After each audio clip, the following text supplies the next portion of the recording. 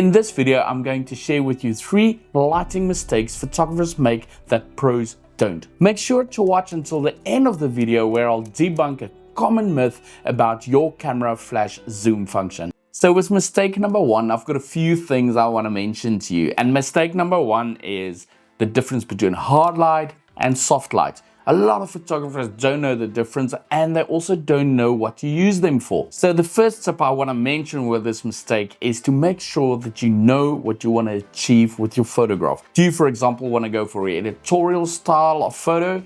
Or would you like to go for a soft, romantic feel? So you might be asking, how do I get soft light and how do I get hard light? It's actually quite simple. Soft light is from a big light source like a softbox or maybe even a big white wall from a building. Harsh light, however, is from a very small light source like, for example, the sun or even a speed light. You can see that the light source itself is quite a bit smaller than my face, which will then cause harsh light. Examples of photos where hard light works is for editorial photos like this. Examples of soft light, however, would be for a lifestyle shoot or maybe even a romantic look at a wedding, at golden hour, or even blue hour. I have a few things to mention to you when it comes to mistake number 2.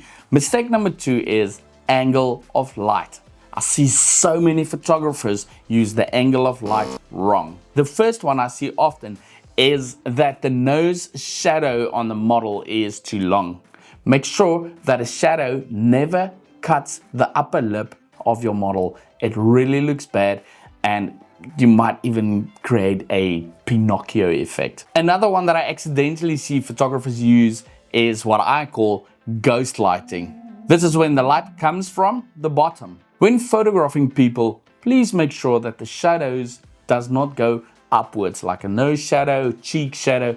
Make sure it always go downwards. One last mistake when it comes to the angle of light that I see people do is to have their light source too much from the side, causing long facial shadows, which is really not flattering. So this last mistake has got a few tips which your clients will love you for, and remember to stay to the end for that debunking of the zoom function. So there's 2 lighting types I love using, is short light and broad light. And mistake number 3 is I see a lot of photographers using it in the wrong way. Before we dive into the mistakes photographers make with regards to broad light and short light, I want to start off by showing you this. When you turn your body towards the light, it will make you look bigger. When you turn your body away from the light, it slims you out. With broad light and short light, the same thing happens. So here's an example of broad light, and this is an example of short light.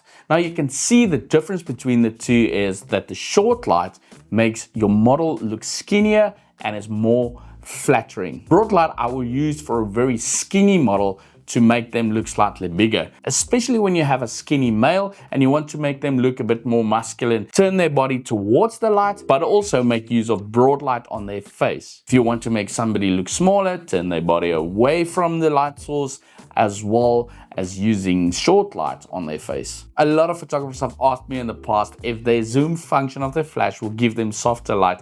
In other words, when they have a wide beam on their flash versus a narrow beam, that the wide beam will give them softer light. And in fact, it does not, because your flash still stays a small light source. If you're not aware that your flash has a zoom function or want to learn how to use it, be sure to watch this video next.